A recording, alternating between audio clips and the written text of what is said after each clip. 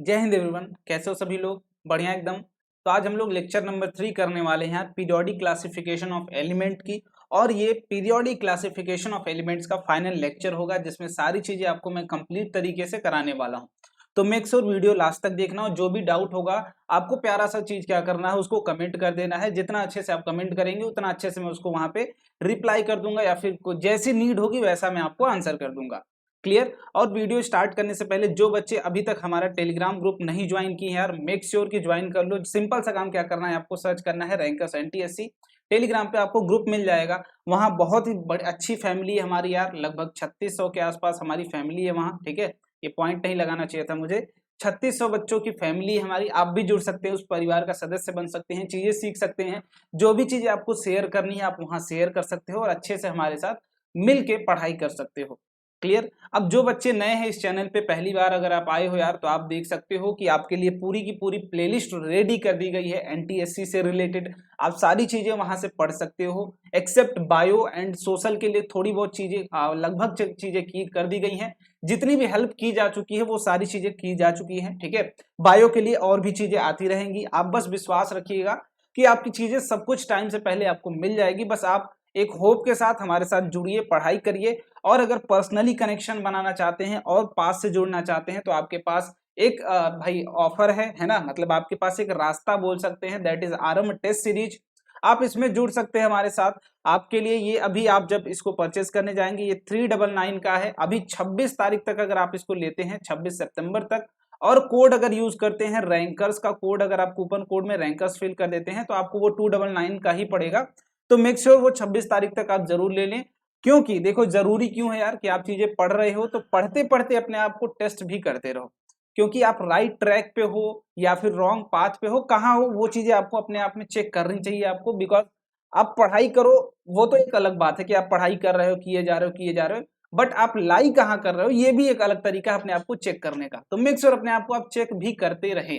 Clear? अब इसमें और क्या क्या चीजें आप दे रहे हैं भैया, तो पहली चीज, जो सबसे पहली चीज आती है यार, वो क्या आ रही है, that is personal mentorship. Personal mentorship का क्या मतलब है, जैसे आप भाई कहीं पे भी अगर आप लैग कर रहे हो, आपने देखा होगा कोटा फैक्ट्री वाली हालत कि जीतू भैया कैसे सारी चीजें मेंटर करते हैं आपको, रियल मेंटर। वही चीजें हम लोग भी कोशिश कर रहे हैं कि आपको कितना जल्दी अच्छी अच्छी चीजें प्रोवाइड कर पाए। हमारा भी स्टार्ट है तो हम भी अपनी तरफ से पूरी कोशिश कर रहे हैं। हम भी जानते हैं हमारे ऊपर भी थोड़ा बहुत प्रेशर है। सो दैट्स वाई हम उन्हीं बच्चों के साथ कनेक्ट हो सकते हैं जो हमारे ज्यादा क्लोजर है। तो आप अगर टेस्ट सीरीज लेते हैं तो आप हमारे भाई क्लोजर ही रहेंगे। हमारे ऊपर रिस्पॉन्सिबिलिटी है कि आपसे बात हमारी होनी ही चाहिए। क्लियर? और क्या क्या चीजें मिल रही हैं इसमें, जूम कॉल, हम जो भी आपसे कनेक्शन करेंगे वो जूम कॉल के थ्रू करते हैं। प्लस और क्या क्या चीजें मिलती हैं आपको, बेस्ट प्रॉब्लम्स भी यहाँ पे दिए जा रहे हैं। तो इससे बढ़िया आई होप कोई भी चीज आपको नहीं मिल सकती यार, कि आपको हर एक वो चीज जो रिक्वायर्ड है एनटीएससी के लिए, वो एक सिर्फ टेस्ट सीरीज में मात्र 299 में आपको मिल रहा है। तो मेक श्योर इसको जरूर ज्वाइन करो। और ये स्टेज 1 तक चलने वाला है आपके साथ। सेट प्लस मैट दोनों चीजें होंगी इसमें। कुछ पार्ट टेस्ट होंगे, 7 पार्ट टेस्ट और 7 फुल टेस्ट होंगे आपके लिए। क्लियर? तो मेक श्योर इसको जरूर ज्वाइन कर लें। और कैसे ज्वाइन करना है, तो रैंकर्स लाइव ऐप डाउनलोड कर लीजिए और सेक्शन वहां से चूज कर लेना है अपना प्यारा सा एनटीएससी। और वहां से चूज करने के बाद आपको टेस्ट ओपन कर लेना है और टेस्ट को अटेम्प्ट कर लेना है। और अगर पहली बार आप अटेम्प्ट करने जा रहे हैं तो आपके लिए हीरो 2 टेस्ट फ्री है। जाके पहले 2 टू 2 मजेदार तरीके से उसको समझो, क्या लेवल है, तुम कहाँ लाई करते हो, कितना इंप्रूवमेंट की जरूरत है। अगर इंप्रूवमेंट की जरूरत है तो पर्सनल मेंटरशिप में वो इंप्रूवमेंट तुम्हें बता दी जाएगी और कहाँ कैसे क्या स्टेप तुम्हें लेने हैं वो सारी चीजें वहां बता दी जाएगी। ठीक है, चलिए भाई अब शुरू करते हैं अपना लेक्चर। तो अभी तक हमने काफी सारी चीजें देख ली थी, कहाँ से शुरुआत हुई थी हमारे इस चैप्टर की। तो शुरुआत हुई थी 18 सेंचुरी के बाद, 18 सेंचुरी के बाद। उसके बाद सबसे पहले कौन आए थे भाई, सबसे पहले आए थे हमारे डॉबर्नियर ट्रेड साहब। उन्होंने अपना लॉ दिया कि भाई मैं पीरियोडिक क्लासिफिकेशन कर रहा हूं, एलिमेंट्स को अरेंज कर रहा हूं। उन्होंने अरेंजमेंट किया लेकिन वो भी नहीं चल पाए। उनका भी सारी चीजें, वो जितनी भी एलिमेंट्स थे वो नहीं पूरी तरीके से उनको वो कैटेगराइज नहीं कर पाए। उसके बाद आए न्यूलैंड, भाई मैं डोबर्नियर से बेटर हूं, मैं अच्छे से कर सकता हूं, वो भी नहीं कर पाए। ठीक है, उसके बाद यहाँ पे जो आते हैं वो आते हैं लूथर मेयर। ठीक है, लूथर मेयर साहब आते हैं, ये भी किए थे और इन्हीं के साथ साथ मेंडलीव ने भी किया था। दोनों लोग का लगभग सिमिलर ही था, बट दोनों लोगों में डिफरेंस, एक बेसिक सा डिफरेंस था, वो लास्ट में वीडियो के मैं बताऊंगा। लास्ट में लूथर मेयर को समझाऊंगा, बाकी मेंडलीव को मैंने बता रखा है प्रीवियस वीडियोस अगर आपने नहीं देखी हैं तो मेक श्योर प्लेलिस्ट सेक्शन से जाके उन सारी वीडियोस को आप देख लें। क्लियर। लेकिन मेंडलीव भी क्या हो गए, फेल हो गए। पहले इनके पहले कौन आया था, न्यूलैंड आए थे, न्यूलैंड क्या हुए, ये भी फेल कर गए और मेंडलीव भी फेल कर गए। मेंडलीव के बाद कौन आया, दैट इज मोजले साहब आए। इन्होंने काफी लोग का मदद लिया था, वर्नर साहब का मदद लिया था, बोहर एंड ब्यूरी साहब का मदद लिया था। उसके बाद अभी तक जो हम मॉडर्न पीरियोडिक टेबल पढ़ते हैं उनमें इन्हीं का रोल है। और ऐसा नहीं कि उसमें गलतियां नहीं है, बट सबसे एक्यूरेट अभी तक जो माना जा रहा है वो मॉडर्न पीरियोडिक टेबल है और उसी को हम अभी तक जान रहे हैं, उसी को चीजें पढ़ रहे हैं। ठीक है। अब शुरुआत देखिए, जो हमारा मॉडर्न पीरियोडिक टेबल है कुछ प्यारा सा ऐसा कुछ दिखता है हमें, हम ऐसे चीजों को देख सकते हैं। यहाँ पे काफी अलग तरीके से अरेंजमेंट की गई है और बहुत ही प्रॉपर अरेंजमेंट है। आपको ये पूरी डिटेल में मैं दिखाऊंगा कैसे और कितनी प्रॉपर अरेंजमेंट है ये। ठीक है। और यहाँ पे देखिए जो हमारे पास है, इसको मैं लास्ट में एक्सप्लेन कर दूंगा व्हाट इज दिस, है ना। जब आप एक बार समझ लेंगे पूरा पीरियोडिक टेबल समझ लेंगे, फिर मैं यहाँ पे लेके आऊंगा, इसको अच्छे से समझाऊंगा कि ये कहना क्या चाह रहा है, तब आप बढ़िया तरीके से इसको समझ पाएंगे। ठीक है। चलो, तो पहले भाई हम बात करते हैं पार्ट ऑफ सेल की। तो हमने कल इसके लिए थोड़ी बहुत बातें की थी कि पार्ट ऑफ सेल, तो बेसिकली सेल क्या है, तो आप बोलेंगे कि एलिमेंट को जब हम फर्दर कैटेगराइज करते हैं, किस लिए, इलेक्ट्रॉन को खोजने के लिए। जैसे आप बोलते हैं कि एलिमेंट, किसी भी एलिमेंट के पास क्या है, इलेक्ट्रॉन है, प्रोटॉन है, और क्या है, भाई, न्यूट्रॉन है, तीनों चीजें हैं, सब एटॉमिक पार्टिकल्स। पहले उसके लिए आपको क्या करना पड़ेगा, उसके एटम्स को खोजना पड़ेगा, उसके एटम कहाँ कहाँ है। ठीक है। अब एटम आप खोज लिए, अब एटम को फर्दर डिवाइड करके आप खोज रहे हैं इलेक्ट्रॉन। आप प्रोटॉन और न्यूट्रॉन खोजते तो आप न्यूक्लियस के पीछे भागते, लेकिन आप क्या खोज रहे हैं, आप इलेक्ट्रॉन खोज रहे हैं। और इलेक्ट्रॉन कहाँ प्रेजेंट होता है, तो वो सेल में होता है, सर्कुलर ऑर्बिट्स होती हैं, उसमें प्रेजेंट होता है। क्लियर। अब सेल क्या है भाई, हमारे पास एक जगह है जहां पे क्या है, इलेक्ट्रॉन्स प्रेजेंट है। ये बात तो क्लियर है इतनी कि सेल क्या है, जहां पे इलेक्ट्रॉन्स रिवॉल्व करते हैं, एक पाथ है इलेक्ट्रॉन के लिए जिसमें वो क्या करता है, रिवॉल्व करता है। बट अगर बोला जाए और थोड़ा सा एक्यूरेट बताइए, जहां मोस्ट प्रोबेबल हो कि इलेक्ट्रॉन हमें मिल ही जाए। ठीक है, इलेक्ट्रॉन मिल ही जाए, तो आप बोलेंगे वो क्या होगा, तो सेल का ही पार्ट होगा। वो पार्ट क्या कहलाएगा, दैट इज सब सेल पार्ट कहलाएगा। सेल का भी सब पार्ट, और एक हिस्सा सेल का तोड़ दोगे तो उसको क्या बोलते हैं, सब सेल बोलते हैं। ठीक है। क्लियर हुआ। चलो, अब सब सेल कितने तरीके के होते हैं वो देख लो। एस होता है, पी होता है, डी होता है और एफ होता है। जैसे हमने सेल्स पढ़ रखे थे कुछ, कौन कौन से, के पढ़ रखे थे, एल पढ़ रखे थे, एम पढ़ रखे थे और कौन कौन से, एन पढ़ रखे थे। ये 4 तरीके के हमने सेल पढ़ रखे थे। अब उनके अंदर भी उनका छोटा छोटा हिस्सा होगा, छोटा छोटा पार्ट होगा। जैसे एक कंप्लीट घर में, ठीक है, पहले आप देखो, एक कंप्लीट गांव, एक छोटा सा एग्जांपल लेते हैं। एक कंप्लीट गांव है जहां पे आपको ढूंढना है। ठीक है, मुझे आपको ढूंढना है एक कंप्लीट गांव। पहले बोलूंगा इस पर्टिकुलर गांव में आप रहते हो। ठीक है, तो वो पर्टिकुलर गांव क्या है, एटम हो गया। उसके बाद एक पर्टिकुलर घर में मैं बोलूंगा कि इस घर में वो रहता है, वो घर क्या है, सेल है। ठीक है, देखो ध्यान से, एक पर्टिकुलर विलेज मैंने लिया, इस विलेज को क्या बोला मैंने, एटम बोला। कि मैं, आप खोजने की बात क्या है, इलेक्ट्रॉन को, मतलब किसी एक पर्सन को खोजने की बात हो रही है, किसी एक पर्सन को खोजने की बात हो रही है, ध्यान से समझिएगा।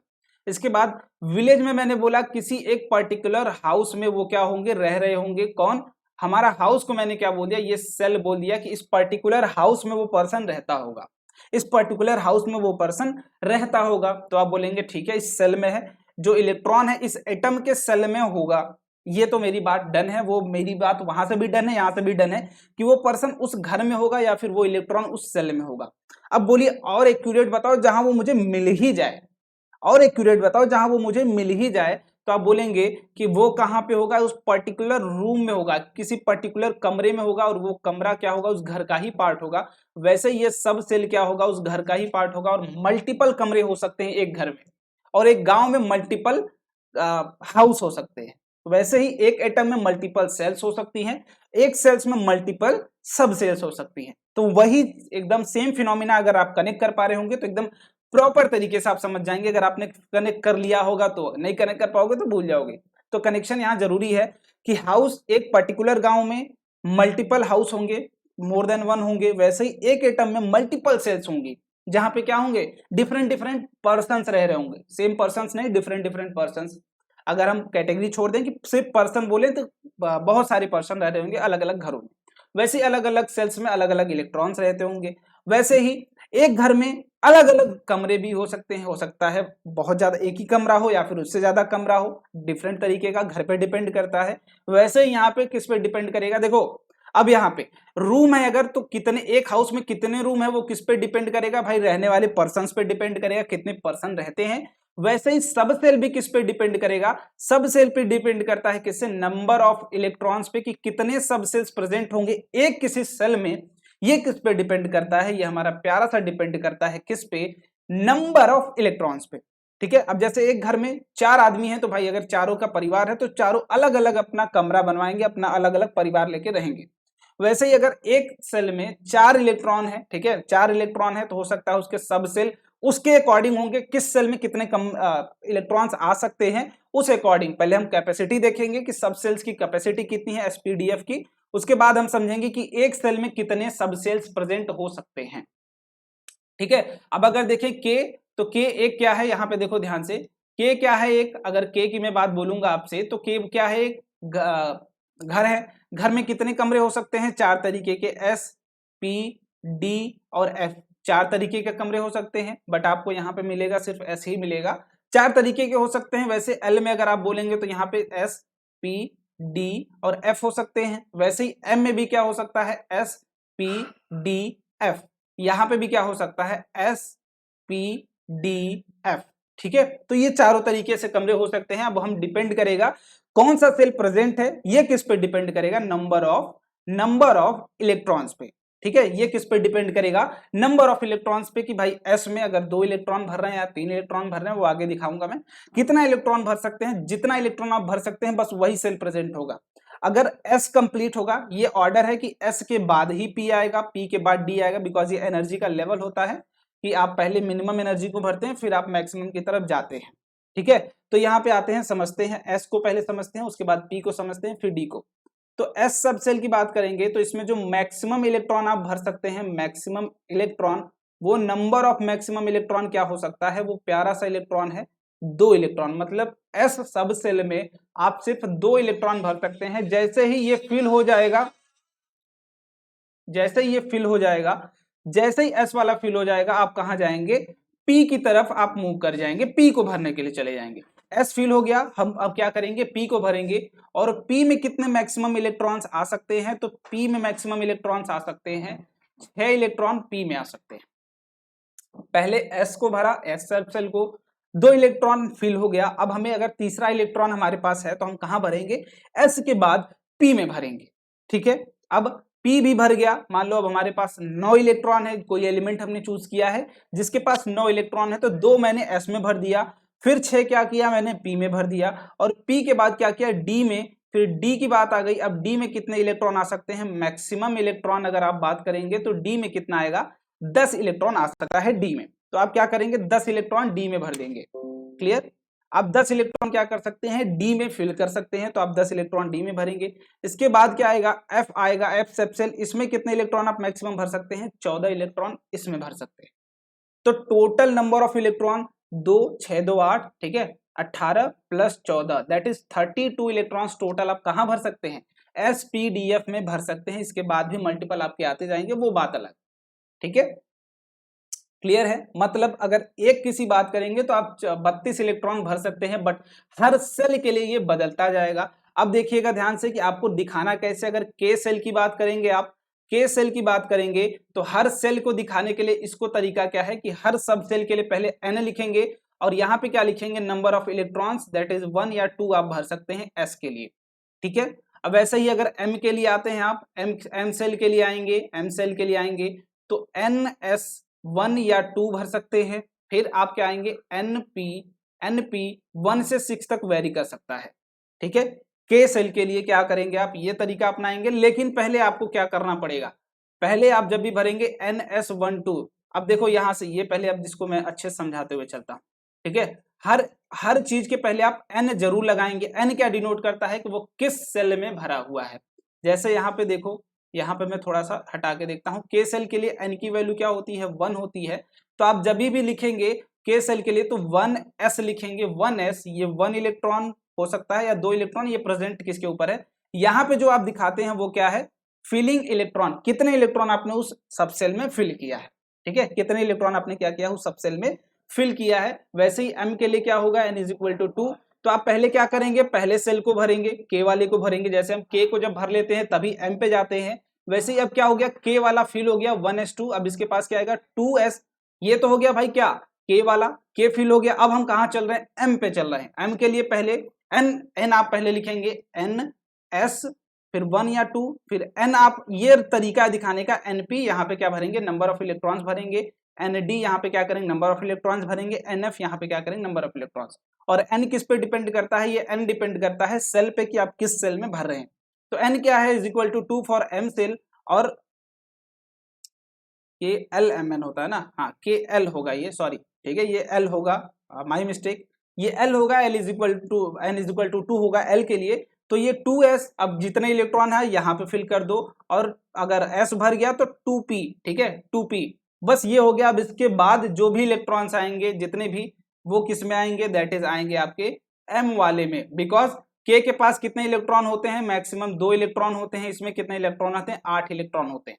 तो आपने क्या किया है, आपने क्या किया है भाई, आपने टोटली क्या किया है, 2 इलेक्ट्रॉन किस में भर दिया, आप इसमें भर दिया। आप 2 इलेक्ट्रॉन किस में भर दिए, के सेल में भर दिए। और जो आपके पास इलेक्ट्रॉन बचा वो कहां भरोगे, आप इसमें भरोगे। जैसे ही इसको क्रॉस करोगे वैसे ही आपको नेक्स्ट सेल की तरफ जाना पड़ेगा। ठीक है, क्लियर है। चलो इसको थोड़ा सा बना के देखते हैं, अब थोड़ा सा चीजें बना के देखते हैं। How to write periodic table. Periodic table समझने के लिए हमारे पास कुछ सेल्स हैं, सब सेल्स, जिसको हमने समझ लिया है। सब सेल्स वो क्या होती हैं, हमारे पास 4 तरीके की होती हैं। S होता है, P होता है, D होता है, और क्या होता है, F होता है।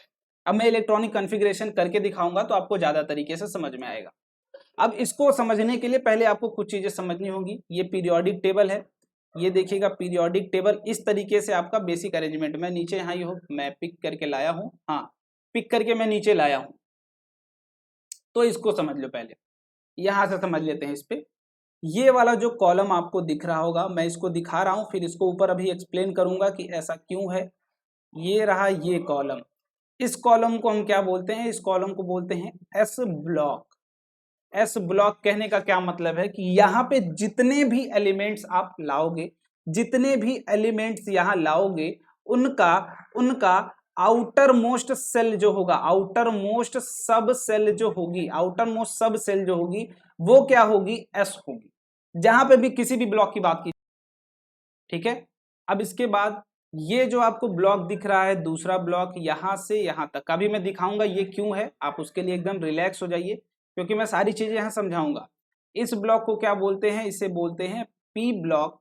और ये जो आपका रिमेनिंग बीच वाला ब्लॉक है, इसको क्या बोलते हैं, दैट इज इसको बोलते हैं डी ब्लॉक।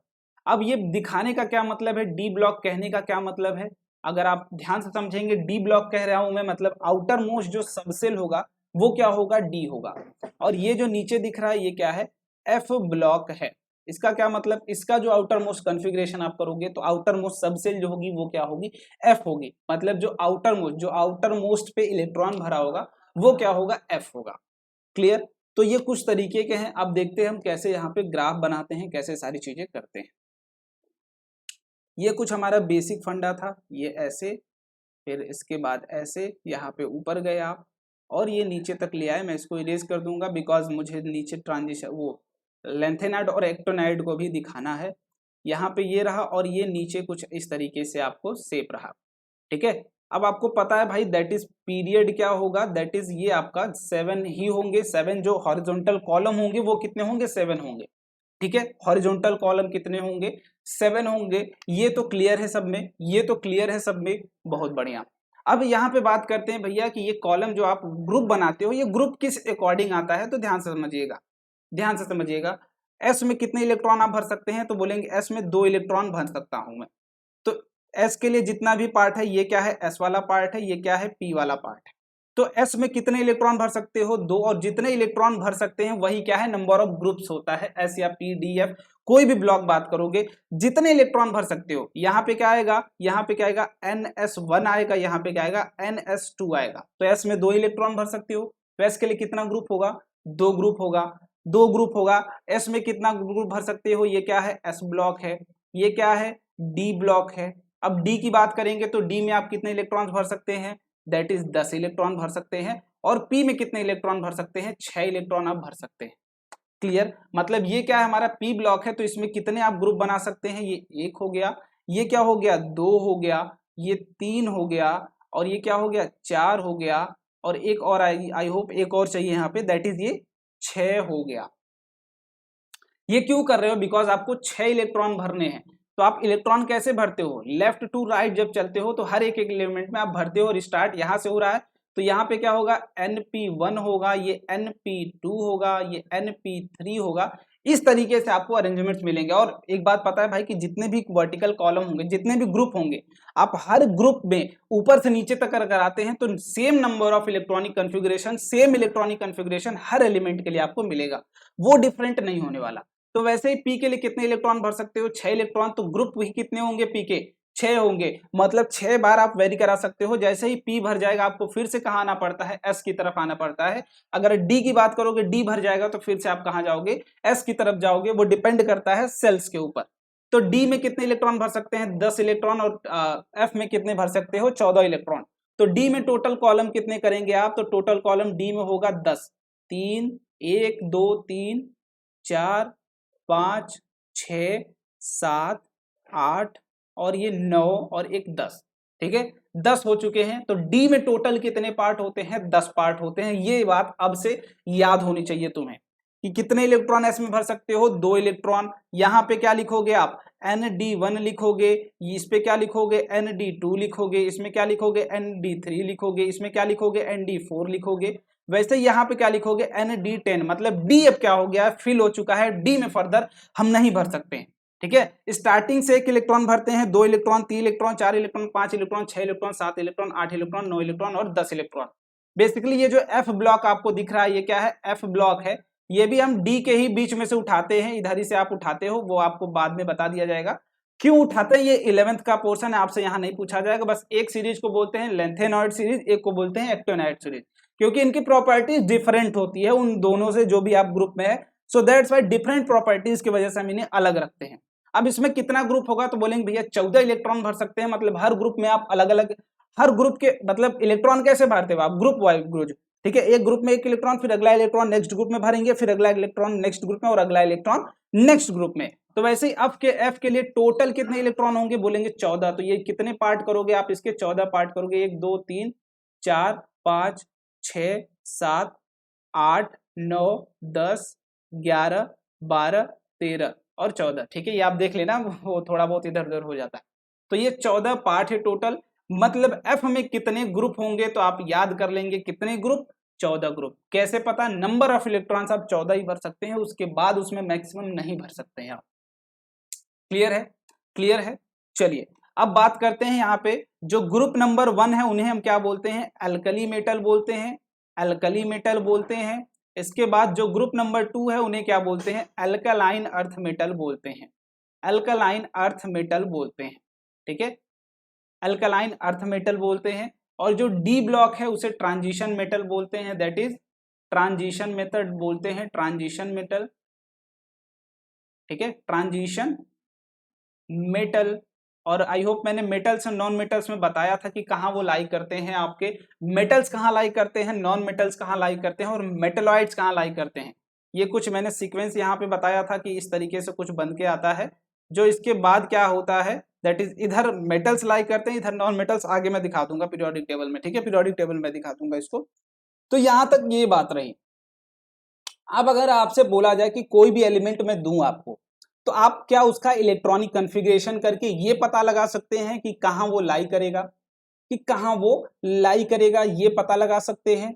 पहली चीज देखो, एक बात यहाँ पे देखना, ये मैंने क्यों बताया है, जो भी NS1 का क्या मतलब है, ये जितने भी ग्रुप होंगे, इसमें जितने भी इलेक्ट्रॉन्स होंगे वो सारे क्या होंगे, NS1 के होंगे। ये बात आपको क्लियर होनी चाहिए। जितने भी इलेक्ट्रॉन, जितने भी एलिमेंट होंगे उनके आउटर मोस्ट सबसेल क्या होगी, NS1। N क्या है, N बेसिकली क्या है, देख लो यहाँ पे NS1 ही होगा उस ग्रुप का।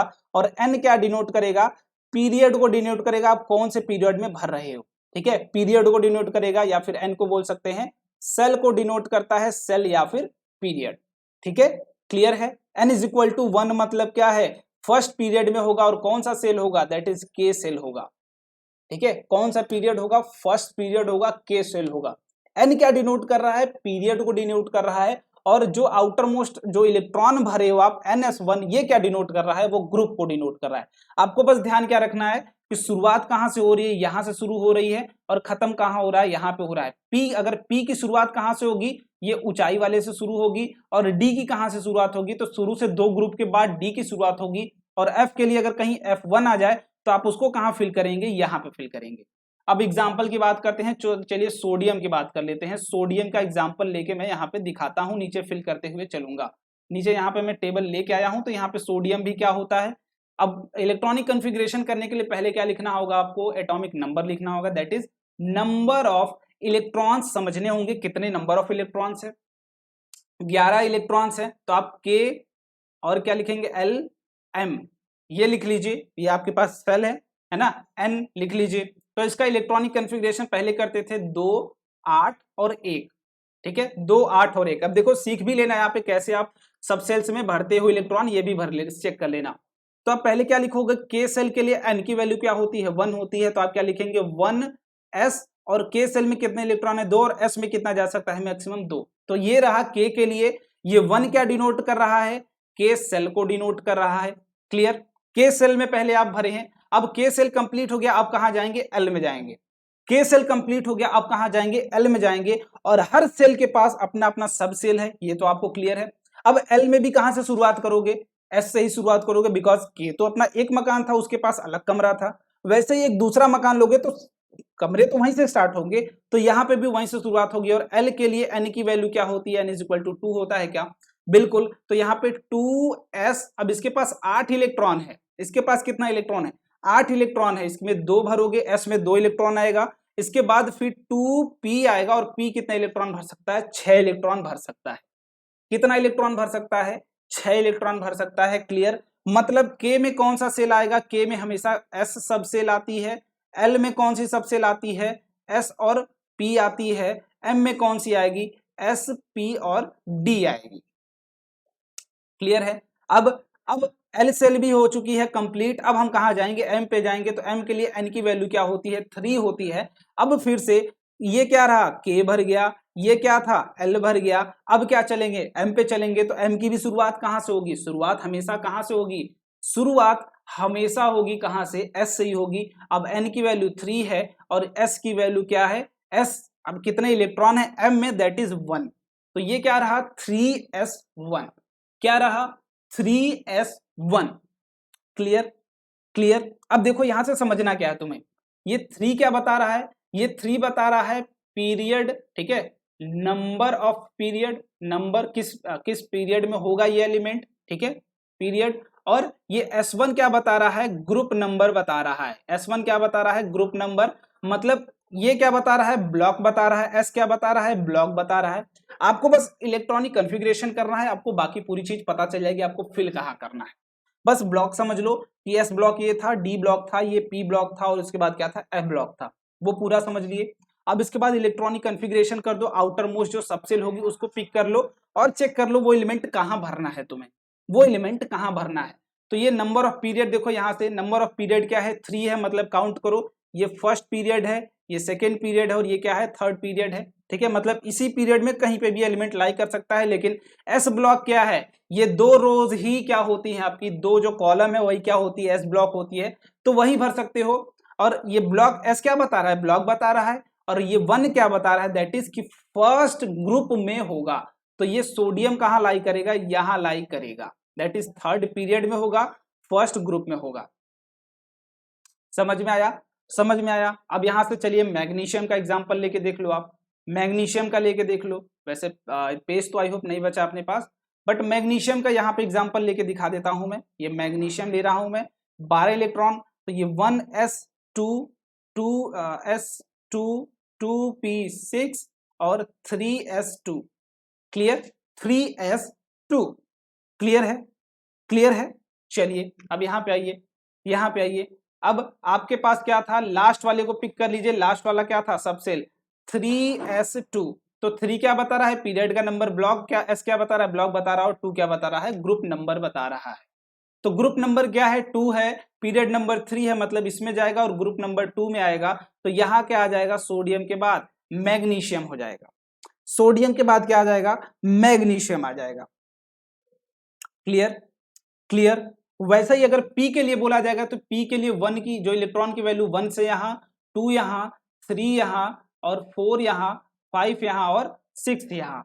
क्लियर है, क्लियर है, क्लियर है। और ये जो ग्रुप होता है ये क्या होता है, नोबल गैसेस के लिए, मतलब जो स्टेबल एलिमेंट्स होते हैं ये ग्रुप कहाँ होता है, जो 18th ग्रुप होता है ये नोबल गैसेस के लिए ग्रुप होता है हमारे पास। नोबल गैस मतलब स्टेबल एलिमेंट्स इसमें फिल किए जाते हैं। इस ग्रुप को हम एक और नाम देते हैं, दैट इज जीरो ग्रुप भी इसको बोलते हैं, जीरो ग्रुप, बिकॉज इसके पास नो वैलेंस इलेक्ट्रॉन होता है। जितने भी भाई एलिमेंट्स हैं वो क्या है, सारे स्टेबल हो चुके हैं, वो उनके पास जो वैलेंस इलेक्ट्रॉन है वो कितना है, 0 है। सो दैट्स वाई इसको जीरो ग्रुप भी हम बोलते हैं।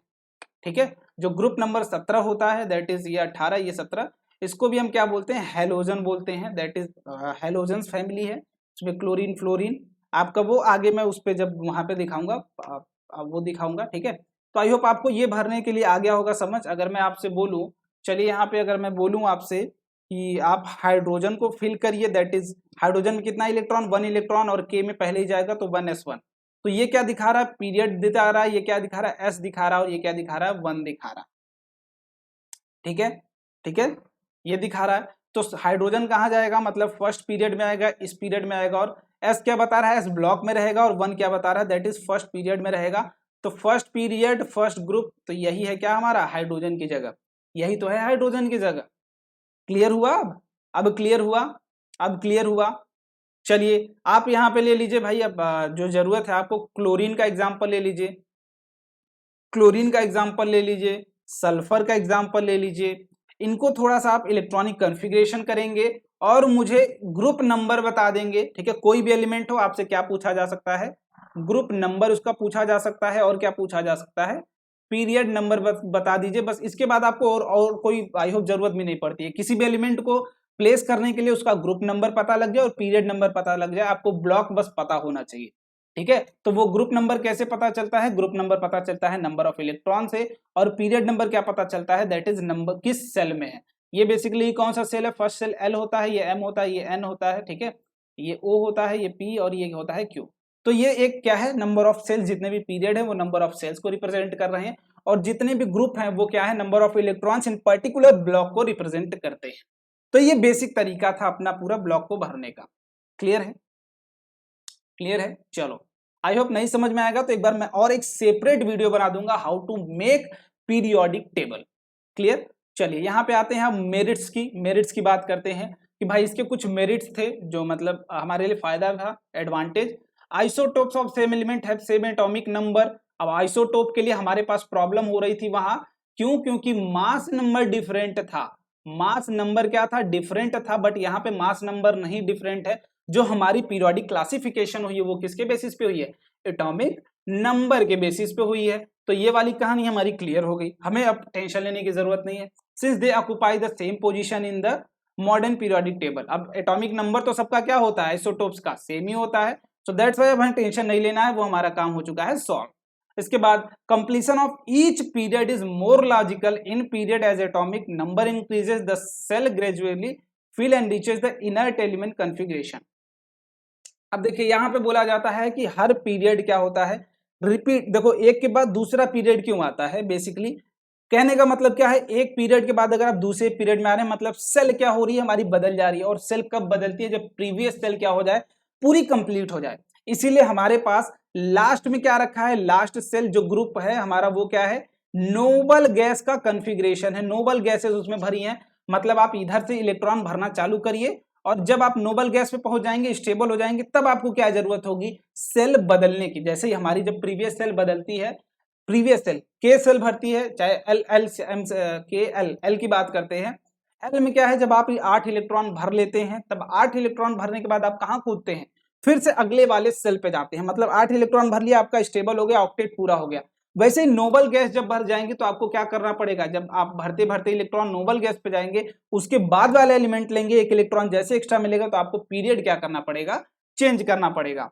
क्लियर। और वो क्यों होता है, इनर्ट एलिमेंट कॉन्फ़िगरेशन आप रीच कर चुके हैं तो you have to change the shell, because after that you can't fill the more electron to that cell.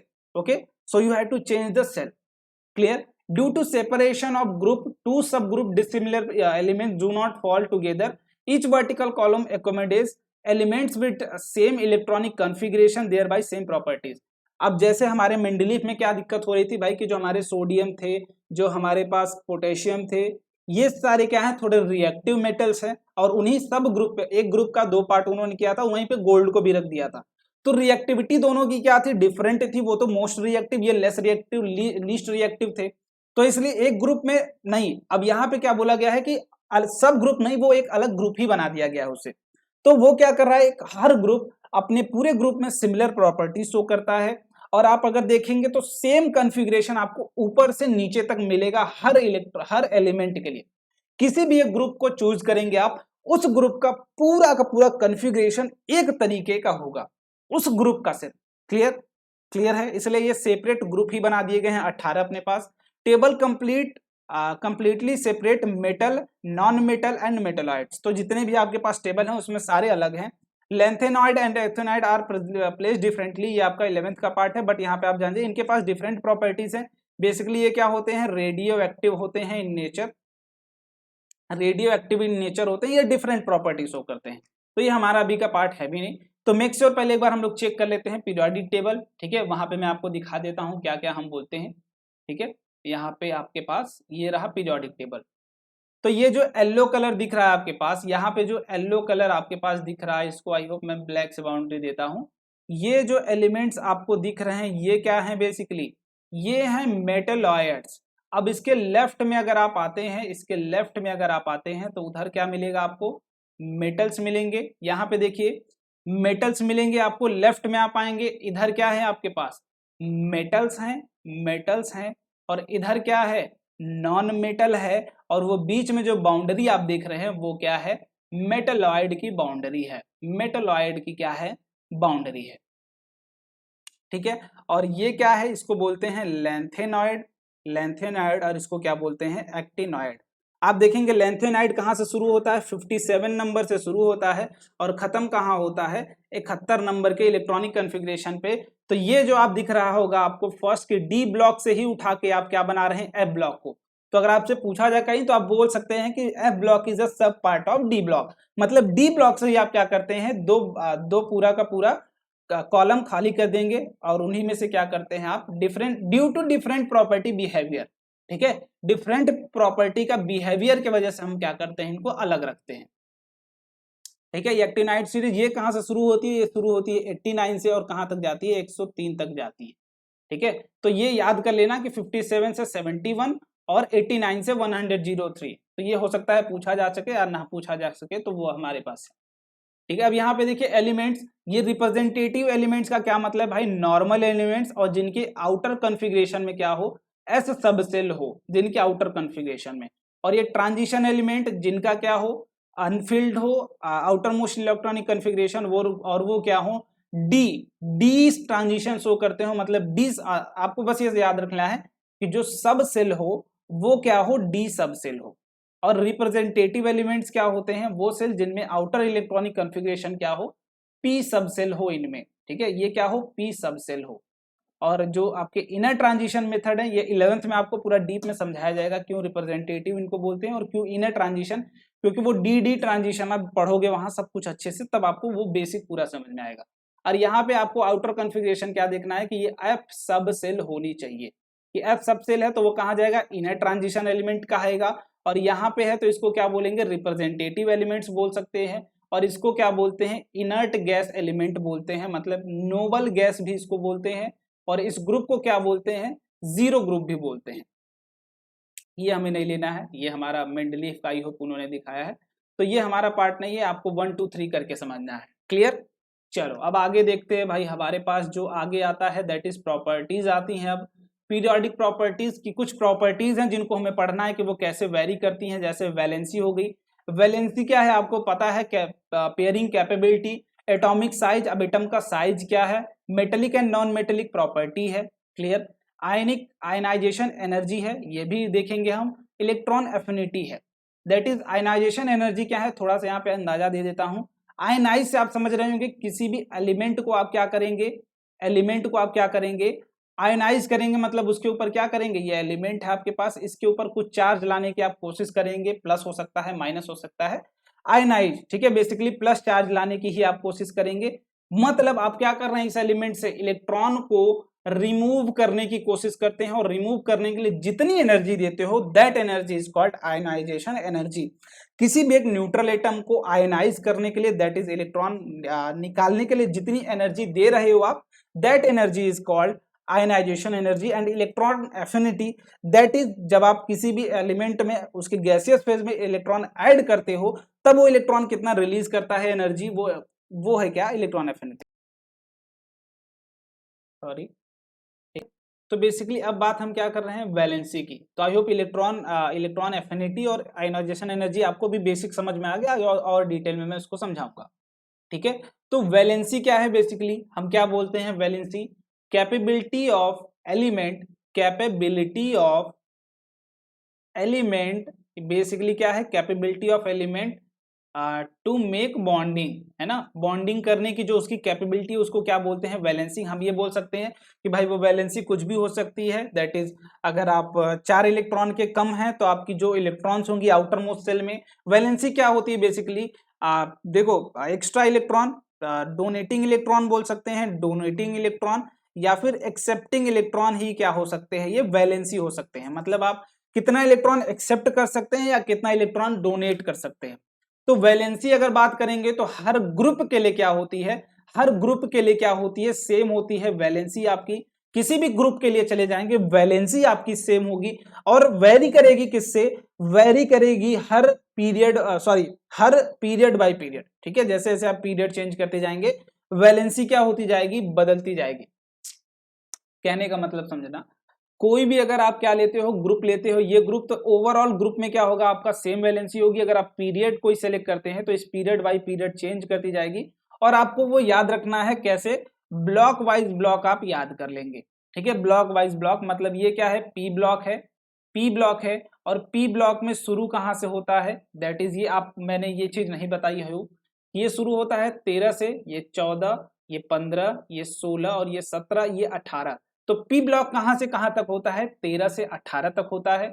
और डी ब्लॉक कहां होता है, 3, 4, 5, 6, 7, 8, 9, 10, 11 और 12, मतलब 3 से 12 तक क्या होता है, डी ब्लॉक होता है। और 1 से 2, जो ग्रुप नंबर 1 और 2 है, वो क्या होता है, एस ब्लॉक होता है, ठीक है।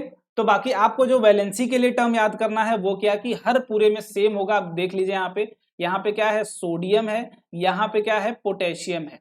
तो सोडियम और पोटेशियम का इलेक्ट्रॉनिक कॉन्फ़िगरेशन करता हूं मैं 1s2 2s2, ठीक है, और 2p6 हो गया, और क्या आ गया, 3s1 आ गया, आई होप, ठीक है। अब इसके बाद आते हैं पोटेशियम में, पोटेशियम में कितने इलेक्ट्रॉन है, चलो उसको भर लो, 1s2 2s2 2p6 3s2 और 3p6, कितने इलेक्ट्रॉन हो गए, 2 2 4 और 6 4 10, और ये 10, एक इलेक्ट्रॉन और आएगा, दैट इज 4s1 आ जाएगा, ठीक है। 4s1, यहाँ पे 3d आता है बट उसको हम नहीं अभी भरेंगे, वो d वाला पार्ट पहले s भरते हैं, वो रीजन आपको 11 से पता चलेगा। तो 4s1, तो s1 ही है, s1 ही है। वैसे ही आप अगर सेल वाला कॉन्फ़िगरेशन करेंगे 2 8 1 आएगा, और एक आएगा 2 8, फिर इसके बाद क्या आएगा, 7 आएगा, और इसके पास वैलेंसी कितनी है ना, वैलेंसी कितनी है, इसकी वैलेंसी कितनी है, 17 होता है पोटेशियम का, आई होप, हाँ पोटेशियम का 17 होता है, 2 8, इसकी भी वैलेंसी कितनी है, 1 ही होती है। इसकी भी वैलेंसी कितनी होती है, 1 होती है, और ये भी वैलेंसी क्या होती है, 1 होती है, ठीक है। नहीं यार, 17 तो क्लोरीन का होता है, पोटेशियम का 19 होता है। तो ये 2 8 2 8, और ये क्या आएगा, 8 और 1 आएगा, ठीक है। पोटेशियम का 19 होता है, 2 2 4, ठीक है, 2 6 3s2, और 4 6 4 10 हो गया, ये 12 हो गया, 18, ये 19। गिनने में गलती थी मेरी, आई होप मान लेना गलती, ठीक है, तुम भी मान लेना। 2 8 और 8 1, तो ये प्लस की वैलेंसी क्या हो गई, 1 हो गई पोटेशियम की भी और सोडियम की। तो ये सोडियम कहाँ लाई करेगा, यहाँ लाई करता है, और पोटेशियम कहाँ, उसके जस्ट नीचे। तो आप देख रहे होंगे ऊपर से नीचे तक मैं आ रहा हूं तो सेम वैलेंसी आपको मिल रही है, तो वो वैलेंसी सेम ही होती है। ठीक है, वैलेंसी ओवर द ग्रुप मतलब ऊपर से नीचे आएंगे तो वैलेंसी सेम होगी, और लेफ्ट टू राइट मिलेंगे तो वो डिफरेंट वैलेंसीज होती हैं, उनके बारे में हम यहाँ पे कोई बात नहीं करेंगे। ठीक है, चलिए जो मेन बात याद रखने वाली है, ओवर द ग्रुप आपका जो भी एलिमेंट होगा वो क्या होगा, सेम वैलेंसीज में होंगे। अब एटॉमिक साइज की बात करते हैं, तो एटॉमिक साइज की जो भी होगा वो क्या होगा, directly proportional to number of shell. आप बात करेंगे नंबर ऑफ सेल, कितना सेल प्रेजेंट है, दैट इज हम जब बात करते थे ये क्या था हमारा न्यूक्लियस, एक सेल प्रेजेंट होगा तो छोटा न्यूक्लियस, छोटा एलिमेंट है, छोटा एटॉमिक साइज है। अगर दूसरा भी सेल मतलब जितने सेल बढ़ाते जाएंगे उसका क्या मतलब है, सेल बढ़ती गई मतलब साइज, एटम का साइज क्या होता जाएगा, बढ़ता जाएगा। एटम में तो दोनों चीजें हैं, न्यूक्लियस प्लस सेल्स। न्यूक्लियस देखो एटम में क्या प्रेजेंट है आपके पास, यहाँ पे देखो घर में क्या प्रेजेंट है, सेल भी प्रेजेंट है, और क्या प्रेजेंट है, न्यूक्लियस भी प्रेजेंट है। और एटम की साइज को बढ़ाता कौन है, न्यूक्लियस तो सेम रहेगा, सेल के साइज को बढ़ा कौन रहा है, तो वो बढ़ा रहा है एटम की साइज को कौन बढ़ा रहा है, तो सेल। अब जितने सेल आते जाएंगे उतना साइज बढ़ता जाएगा। तो ये पहला पीरियड क्या है, के सेल है, ये एल है, ये एम है, ये एन है, ये ओ है, ये पी है, और ये क्या है, क्यू है। मतलब ये के सेल था, ये क्या था, एल सेल था, ये क्या था, के था, ये एल और एम। मतलब आप कंपेयर कर पा रहे हैं, के बाद जैसे ही एल में आते हैं आप, के के बाद जैसे ही एल में आते हैं आप, ये के एल और ये एम रहा, के और एल, इसके बाद आपकी क्या होगी एटॉमिक साइज, आप कंपेयर कर पा रहे होंगे कि जैसे सेल्स बढ़ेंगी वैसे ही एटॉमिक साइज क्या हो गई, बढ़ गई। एटॉमिक साइज क्या हो गई, बढ़ गई। अब एटॉमिक साइज बढ़ रही है, नीचे आने पे क्या हो रहा है, सेल्स बदल रही हैं, सेल्स बदल रही हैं। मतलब एटॉमिक साइज नीचे आने पे क्या करता है, इंक्रीज करता है, क्या, एटम का साइज इंक्रीज करता है। जैसे ही आप ऊपर से नीचे की तरफ आएंगे एटॉमिक साइज क्या करेगा, बढ़ेगा। क्यों, due to increment in shells. Shell की इंक्रीमेंट से क्या होगा, अब आप देखिए छोटा सर्कल लीजिए, बड़ा सर्कल लीजिए, तो वैसे ये छोटे छोटे सेल्स आप बढ़ाते जाएंगे। जब के सेल हो गया, एल सेल हो गया, एम सेल हो गया, एन सेल हो गया, नंबर ऑफ सेल्स बढ़ते जाएंगे तो एटम की साइज ऑटोमेटिकली क्या होती जाएगी, बढ़ती जाएगी। क्लियर। अब बात करते हैं भाई राइट टू लेफ्ट, हम जब भी प्रॉपर्टीज की बात करते हैं एक डाउन द ग्रुप बात करते हैं, एक लेफ्ट टू राइट बात करते हैं, दो टर्म्स में। तो यहाँ पे देखिए अब लेफ्ट टू राइट की क्या, अब उसके लिए क्या होगा, एटॉमिक साइज का जो सीक्वेंस होगा वो क्या होगा। अब देखो ये सारी चीजें अगर याद कर लोगे तुम तो तुम्हारे लिए बढ़िया है। अब लेफ्ट टू राइट जाओगे मतलब एक क्या करो, एक सेल आप फिक्स कर लो, ये क्या रहा, प्लस रहा, और ये क्या रहा, एल, ये के सेल, ये एल सेल। अब आप क्या कर रहे हो, बेसिकली ध्यान से समझना, आप क्या कर रहे हो, यहां से आप चलते जा रहे हो, एल सेल में इलेक्ट्रॉन भरते जा रहे हो, और इसमें क्या करते जा रहे हो, एल सेल में इलेक्ट्रॉन भरते जा रहे हो। मतलब यहाँ पे क्या था, एल सेल में एक इलेक्ट्रॉन था, इसमें क्या था, दो इलेक्ट्रॉन।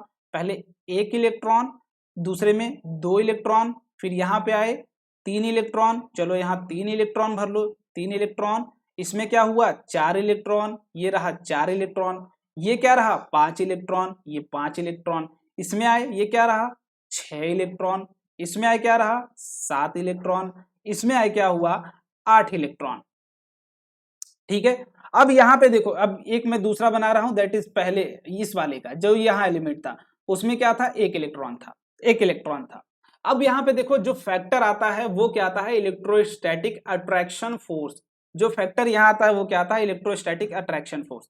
ये पॉजिटिव न्यूक्लियस पॉजिटिव है, इसके बीच में क्या होगा, कम फोर्स होगा, कम फोर्स होगा। बट यहाँ पे क्या है, बट यहाँ पे क्या है, दैट इज ये पॉजिटिव है, हमारा न्यूक्लियस तो हमेशा पॉजिटिव होगा, दोनों के लिए न्यूक्लियस सेम होगा उस सेल के लिए।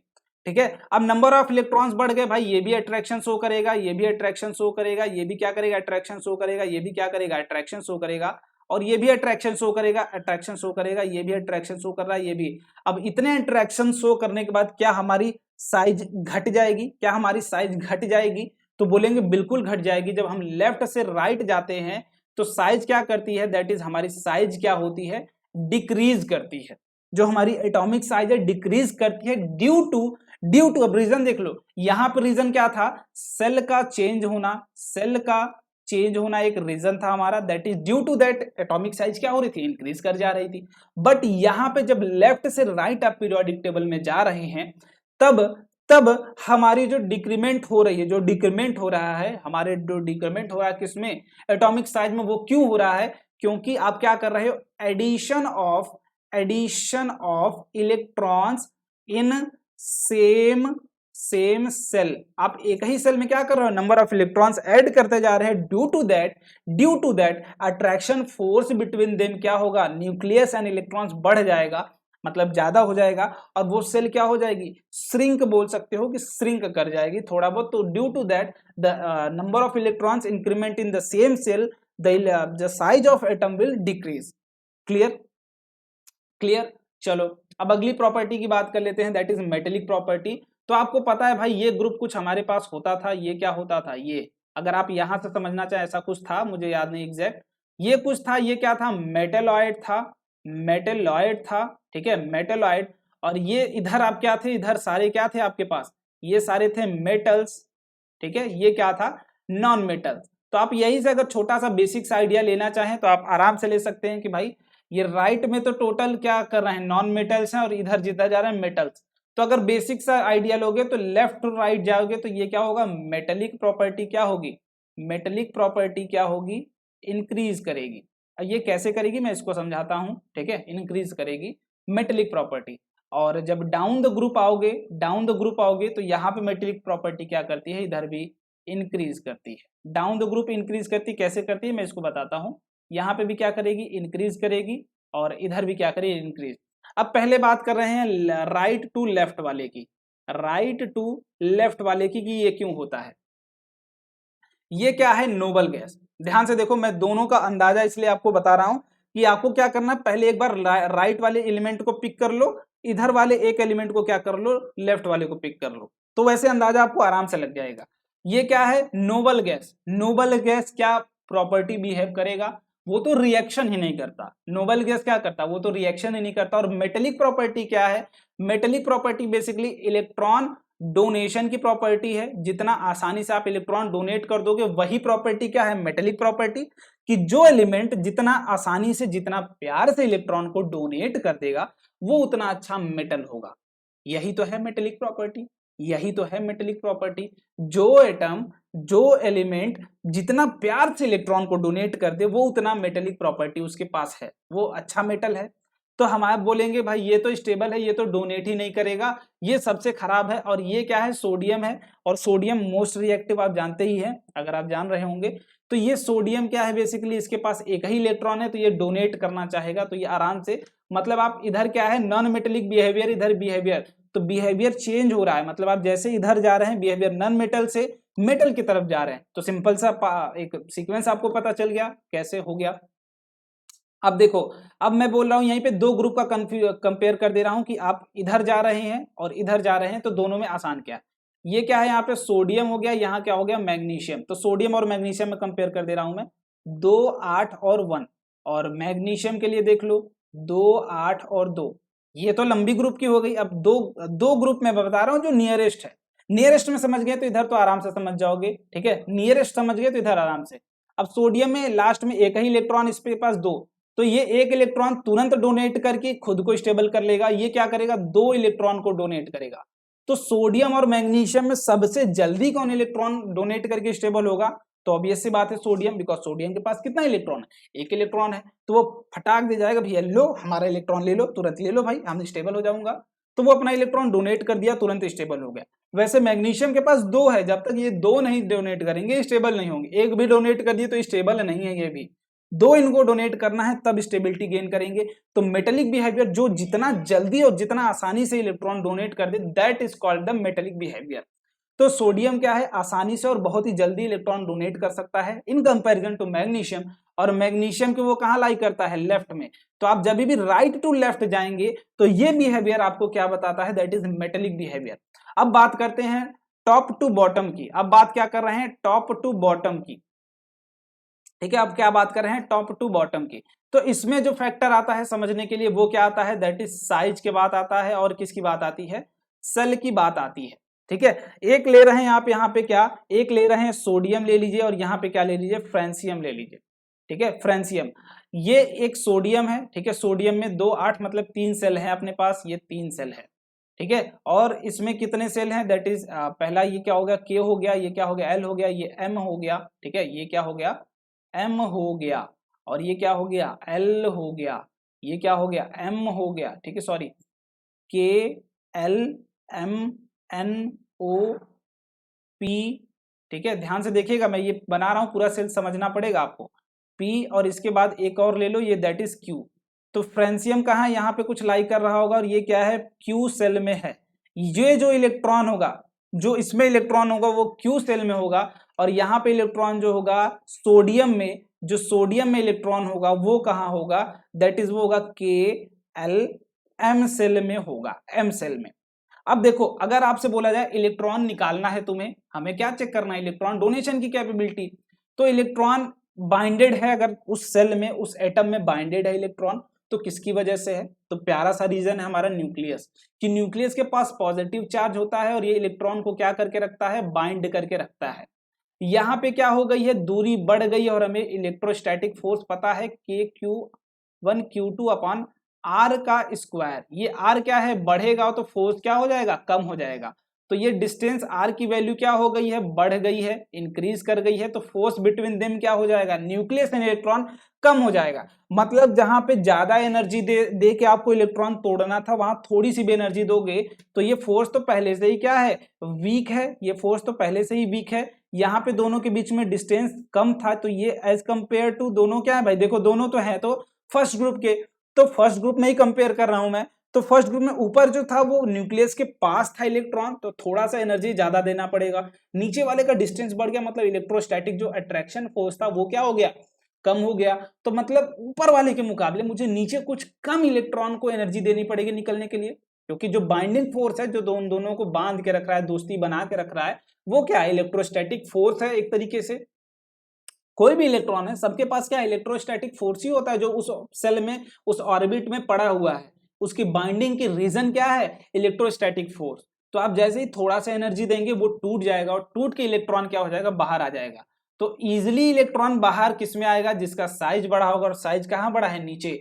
जब आप टॉप टू बॉटम आते हैं तो मेटेलिक बिहेवियर क्या करता है, मेटेलिक बिहेवियर क्या करता है, इंक्रीज कर जाता है। और जस्ट इसका अपोजिट कर लेंगे तो वो कौन सा बिहेवियर हो जाएगा, वो नॉन मेटेलिक बिहेवियर हो जाएगा। दैट इज जो मेटल होंगे, जो बेस्ट मेटल होंगे वो उतने ही बैड नॉन मेटल होंगे, जो बेस्ट नॉन मेटल होंगे उतने ही क्या होंगे, वो बेस्ट नॉन मेटल, तो उतने ही बैड मेटल होंगे। क्लियर। अब बात करते हैं आयनाइजेशन एनर्जी। तो आयनाइजेशन एनर्जी के लिए आप सिंपल सा क्या समझ सकते हैं, आयनाइजेशन एनर्जी आप बोल सकते हैं directly proportional to metallic property, आप बोल दीजिए मेटेलिक प्रॉपर्टी, ठीक है, मेटेलिक प्रॉपर्टी आप बोल सकते हैं। बट यहाँ पे सॉरी इनवर्सली करना पड़ेगा, बिकॉज यहाँ पे एनर्जी दे रहे हो, आयनाइजेशन कैपेबिलिटी होती तो ये अकॉर्डिंग टू मेटेलिक प्रॉपर्टी, ठीक है, आयनाइजेशन कैपेबिलिटी, बट ये आयनाइजेशन एनर्जी है।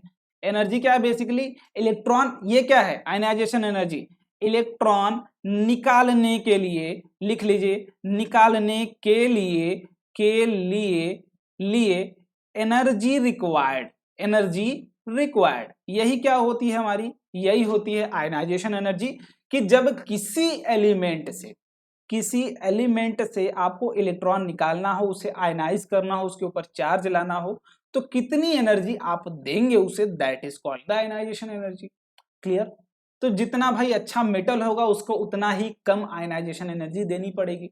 तो आयनाइजेशन एनर्जी नीचे जाने पे क्या करती है, डिक्रीज करती है, ठीक है। मतलब नीचे क्या है, बहुत ही अच्छा मेटल है, बहुत ही अच्छा मेटल है, बहुत ही अच्छा मेटल है, और जितना ही अच्छा मेटल होगा उसको ही उतना कम एनर्जी देना पड़ेगा, कम एनर्जी देना पड़ेगा इलेक्ट्रॉन को निकालने के लिए। और यहाँ पे तो भाई था क्या, इस सेल तो हमारा दूर था, इलेक्ट्रॉन यहाँ पे था, तो दोनों के बीच में फोर्स ही कम था, तो इसको थोड़ा सा भी अगर एनर्जी में देता हूं तो इलेक्ट्रॉन क्या कर देगा, बाहर निकाल देगा और अपने आप को क्या कर देगा, आयोनाइज कर देगा। बट इधर जाते हैं आप जब राइट की तरफ, तो ये क्या करती है, इंक्रीज करती है, बिकॉज जैसे इधर जाते हैं ये स्टेबल कॉन्फ़िगरेशन की तरफ आप बढ़ते हैं, तो यहाँ से इलेक्ट्रॉन निकालना बहुत ही मुश्किल है। ये सोडियम तो एक ही इलेक्ट्रॉन है, इसके पास आराम से दे देगा, लेकिन यहाँ पे जो हीलियम बैठा है, यहाँ पे जो नियॉन बैठा है, और यहाँ पे जो आर्गन बैठा है, ये क्या है, ये क्या है, स्टेबल है, पहले से स्टेबल है, इनके पास 8 इलेक्ट्रॉन है, तो ये डोनेट ही नहीं करते हैं, ये डोनेट ही नहीं करते हैं बेसिकली। यहाँ पे सोडियम के पास क्या था, 1 इलेक्ट्रॉन था, इनके पास क्या है, आउटर मोस्ट सेल में 8 इलेक्ट्रॉन है। अब बताओ, ये तो स्टेबल है, ये क्या है, 1 ही इलेक्ट्रॉन है इसके पास, तो ये तो आसानी से दे देगा, मतलब इसको कम एनर्जी देनी पड़ेगी, इसको क्या देनी पड़ रही थी, कम एनर्जी। अब यहाँ पे अगर हीलियम से तुम्हें एक भी एटम इलेक्ट्रॉन निकालना है, वो तो डुप्लेट वाला पार्ट हो गया, बट इसके बाद चलो ले लो नियॉन से अगर तुम्हें कोई भी इलेक्ट्रॉन निकालना है तो तुम्हें कितनी एनर्जी देनी पड़ेगी ये सोच लो, क्योंकि वो स्टेबल है, वो स्टेबल है, 8 इलेक्ट्रॉन उसमें है जितना उसको चाहिए था। अब उसको डिस्टर्ब करोगे तो बहुत ज्यादा एनर्जी देनी पड़ेगी, समझे। तो ionisation energy right to left to right क्या होती है, इंक्रीज करती है, और नीचे क्या जाने पे डिक्रीज करती है, बिकॉज नीचे जाने पे साइज बढ़ जाता है, और साइज बढ़ने से क्या होता है, साइज बढ़ने से क्या होता है, एनर्जी उतनी ही कम रिक्वायर्ड होती है उस इलेक्ट्रॉन को निकालने के लिए, बिकॉज वो इलेक्ट्रॉन कहाँ जा चुका है, दूर जा चुका है विथ न्यूक्लियस, और दोनों के बीच में जो बाइंडिंग फोर्स, जो अट्रैक्शन फोर्स था, वो क्या था, प्यारा सा फोर्स था, वो अट्रैक्शन फोर्स था, इलेक्ट्रोस्टैटिक अट्रैक्शन फोर्स। और दूरी बढ़ती है तो इलेक्ट्रोस्टैटिक अट्रैक्शन फोर्स क्या होता है, घटता है। क्लियर, चलो बहुत ही अच्छा।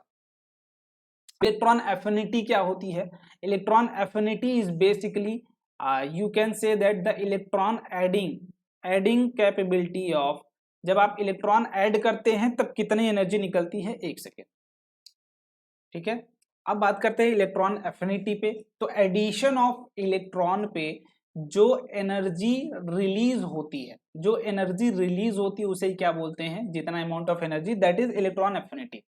तो इलेक्ट्रॉन एफिनिटी बेसिकली जिस पे डिपेंड करती है वो inversely proportional to atomic size. Atomic size कहने का क्या मतलब भाई, जितना बड़ा एटम होगा, जितना बड़ा एटम होगा उतना ही कम एनर्जी रिलीज करेगा। क्यों, क्योंकि न्यूक्लियस से उतना ही दूर होगा और उतना ही आसान होगा उसमें क्या, इलेक्ट्रॉन ऐड करना, ठीक है। तो इलेक्ट्रॉन एफिनिटी बेसिकली आपका 11th में आपको समझाया जाएगा, बस यहाँ पे आप समझ जाइए कि वो किसके डायरेक्ट इनवर्सली प्रोपोर्शनल होता है, एटॉमिक साइज के। तो नीचे आने पे क्या करेगा, वो डिक्रीज करेगा, और इधर जाने पे क्या करेगा, इंक्रीज करेगा। क्यों, ये देख लो ध्यान से, इधर जाने पे क्या होता है, साइज डिक्रीज करती है लेफ्ट टू राइट। अब साइज डिक्रीज कर रही है तो आप न्यूक्लियस के पास आ रहे हैं, ठीक है, न्यूक्लियस के पास आ रहे हैं, इलेक्ट्रॉन्स ज्यादा हैं, यहाँ पे इलेक्ट्रॉन ऐड करोगे तो उसे उतना ही खुशी होगी और वो इतना ही ज्यादा एनर्जी रिलीज करेगा।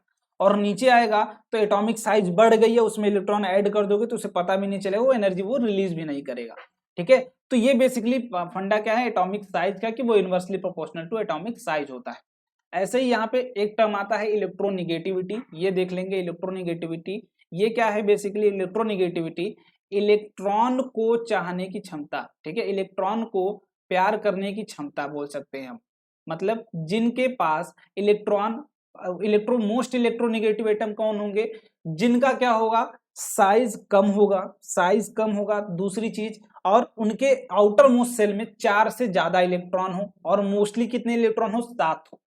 देखो कैसे, इलेक्ट्रॉन को प्यार करने की क्षमता मतलब उससे प्यार, बहुत ज्यादा प्यार हो, तो वैसा एलिमेंट जिसके आउटर मोस्ट सेल में 6, एक एलिमेंट लेता हूं मैं जिसके आउटर मोस्ट में 6 इलेक्ट्रॉन है, और एक ऐसा लेता हूं जिसके पास 7 इलेक्ट्रॉन है। ध्यान से समझो, पहले अभी इलेक्ट्रोनिगेटिविटी, 2 एलिमेंट लिया जिसके आउटर मोस्ट में 7 इलेक्ट्रॉन है, एक लिया जिसमें 7, ठीक है, एक में 6। अब इसको स्टेबल होने के लिए बेसिकली जो भी हम कहानी पूरी केमिस्ट्री में करते हैं वो किसकी करते हैं, स्टेबिलिटी की, कि आप स्टेबल होने के लिए ही पूरी चीजें कर रहे हैं, स्टेबल होने के लिए। तो यहाँ पे 2 इलेक्ट्रॉन अगर इनमें ऐड करोगे तब ये स्टेबल कॉन्फ़िगरेशन में आएंगे, और इनमें क्या करोगे, अगर एक ही इलेक्ट्रॉन ऐड कर दो तो ये क्या हो जाएंगे, अब भाई स्टेबल हो जाएंगे। तो ये बताओ दोनों में से ज्यादा इलेक्ट्रॉन को प्यार कौन करेगा, ये बताओ।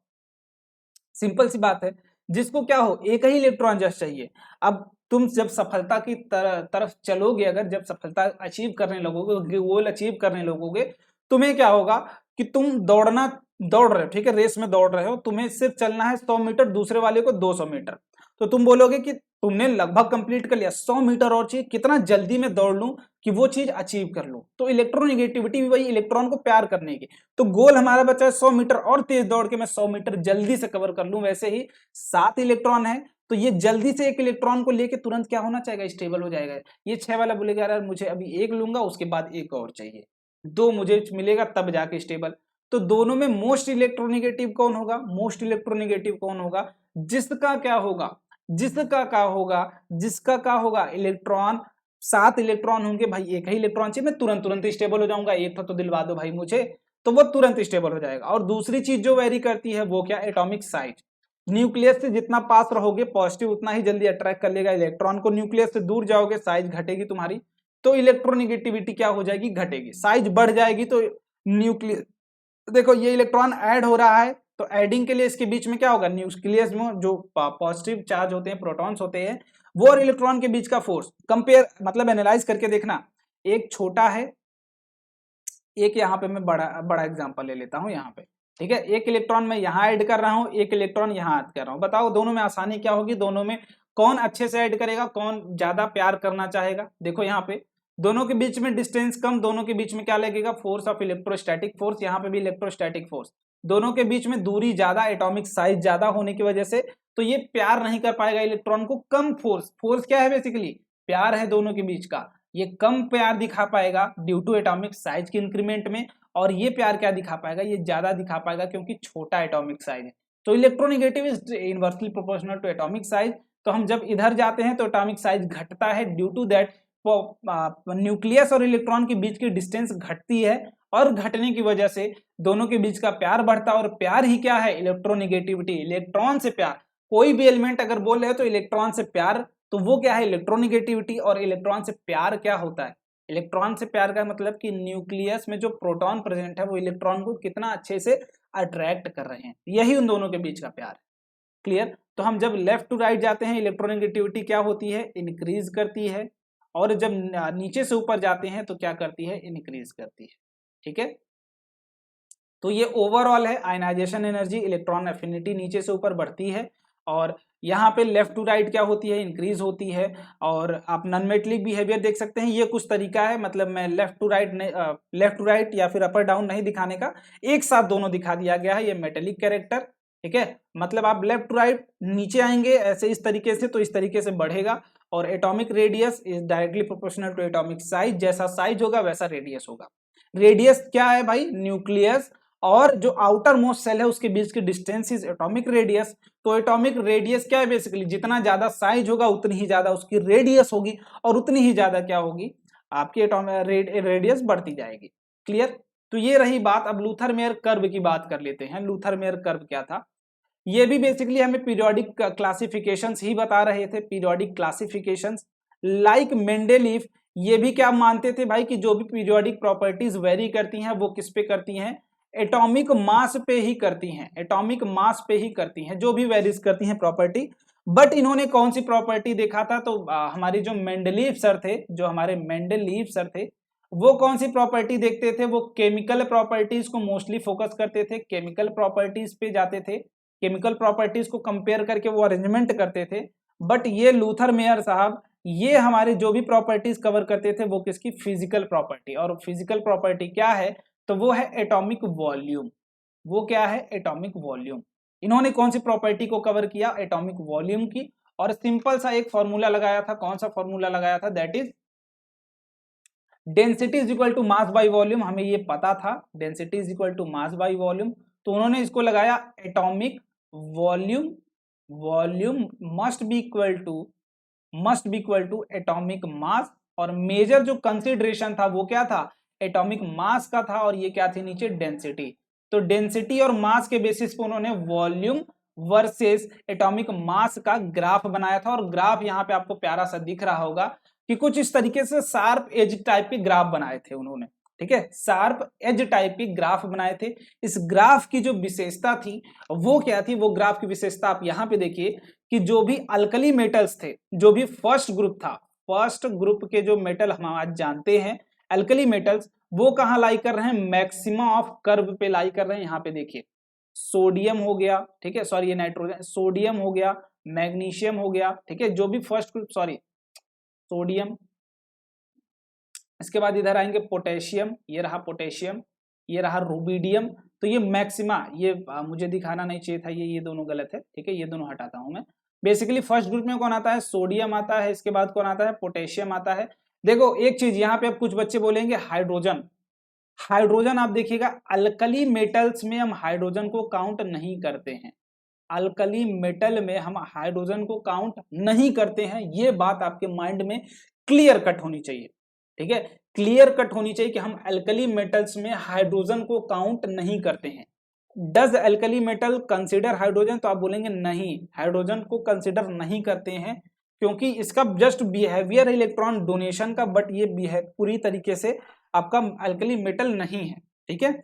इसके बाद अल्कलाइन अर्थ मेटल, मतलब सेकेंड ग्रुप की बात करें, सेकेंड ग्रुप में मैग्नीशियम की बात कर सकते हैं। तो ये कहां लाई करते हैं, occupy the position at mid point, but कौन सा, डिसेंडिंग पोर्शन ऑफ कर्व। जितना भी डिसेंडिंग, देखो डिसेंडिंग कहने का क्या मतलब है, जब आप ऊपर जाइए ऊपर से नीचे आ रहे हैं, ठीक है, ऊपर गए नीचे आ रहे हैं, ये क्या जहां जा रहे ऊपर जा रहे हैं, ये क्या है नीचे आ रहे हैं, ये कहां जा रहे हैं ऊपर, मतलब कैल्शियम हो गया, मैग्नीशियम हो गया, यहाँ पे आप क्या ले सकते हैं, ये तो इंक्रीजिंग वाला ही है, ठीक है। तो ये जितने भी हैं आपके डिसेंडिंग ऑर्डर में थे, ये क्या थे, ये सारे क्या थे, बेसिकली आपकी डिसेंडिंग कर्व पे लाई कर रहे थे, मिड पे जो डिसेंडिंग कर्व था उसके। इसके बाद जो तीसरी मेजर था वो क्या था, हैलोजेंस, जो आपका 17 ग्रुप है, ग्रुप नंबर 17, 17th ग्रुप, ठीक है, 17th ग्रुप, ये कहां लाई कर रहे थे आपके, ये लाई कर रहे थे असेंडिंग पोर्शन का, जो मिड पोर्शन ऑफ असेंडिंग था उस पे लाई कर रहे थे, ठीक है। जैसे यहाँ पे आप देख सकते हैं, यहाँ पे इसको मैं इरेज करके दिखाता हूं, दैट इज ये क्लोरीन हो गया, ये क्लोरीन हो गया, ये ब्रोमीन हो गया, ठीक है, और इधर भी देख सकते हैं ये नाइट्रोजन हो गया, ठीक है, सॉरी फ्लोरीन हो गया, ये सारे कहां लाई कर रहे हैं, increasing order of the graph. तो ये बेसिक इनका कंसिडरेशन था कि इस तरीके से लाई करेंगे। इसके बाद ट्रांजिशन एलिमेंट, ये कहां लाई कर रहे हैं, जो डी ब्लॉक के एलिमेंट है, डी ब्लॉक के एलिमेंट वो कहां लाई कर रहे थे, मिनिमा, मतलब नीचे जो कर्व का मिनिमा है उस पे लाई कर रहे हैं, और ये भर भर के यहाँ पे आपको दिख रहा होगा, ये मिनिमा वाला कर्व, ये क्या है, भर भर के आपको दिख रहा होगा, ये कहां लाई करते हैं, डी कर्व पे, ठीक है। तो ये इनका बेसिक कंसिडरेशन था, और ये कंसिडरेशन किसका था, लेके एटॉमिक मास को। इन्होंने भी माना था कि जो भी फिजिकल प्रॉपर्टीज एलिमेंट्स की वेरी करती हैं वो according to the atomic mass होती हैं, but he was also wrong. And further हमने फिर इसको atomic mass versus atomic number versus volume का ग्राफ बना, और वो ग्राफ सिमिलरली ही सेम था लगभग, और वो हमारे काम की नहीं है। तो आई होप आपको चीजें समझ में आ गई होंगी। हम इसकी प्रैक्टिस भी जल्दी कर लेंगे, मैं प्रैक्टिस सेशन बता दूंगा आपको कब होंगे। आपको काम क्या करना है, सारी चीजें रिवाइज करके रखनी है अच्छे से, जो भी चीज ना समझ में आई या फिर जो भी चीज इसमें मिसिंग लगी हो, आई होप लगी जरूर होगी, तो आप उसको क्या करेंगे, कमेंट कर देंगे आप, मैं उसको इसलिए सेपरेट वीडियो बना के आपको चीजें समझा दूंगा, क्लियर। बाकी जो बच्चे अभी तक टेस्ट सीरीज नहीं ज्वाइन किए हैं बेटा, आप प्लीज ज्वाइन कर लो।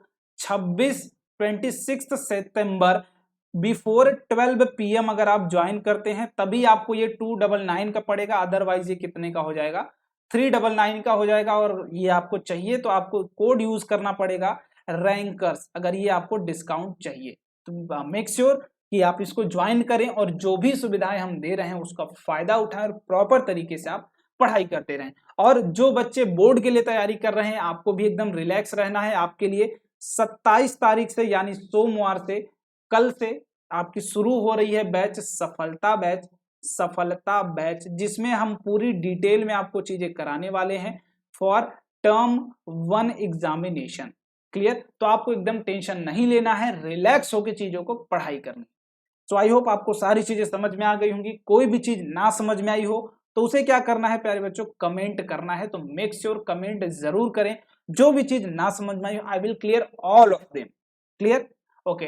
Thank you so much everyone, अपना प्यार बनाए रखो और ऐसे ही पढ़ाई करते रहो हमारे साथ मिलके, या फिर कहीं से भी पढ़ाई करो मजेदार तरीके से। कोई भी डाउट आए कमेंट कर दो, मैं उसको जरूर ट्राई करूंगा उसको क्लियर करने का। Thank you so much and जय हिंद एवरीवन।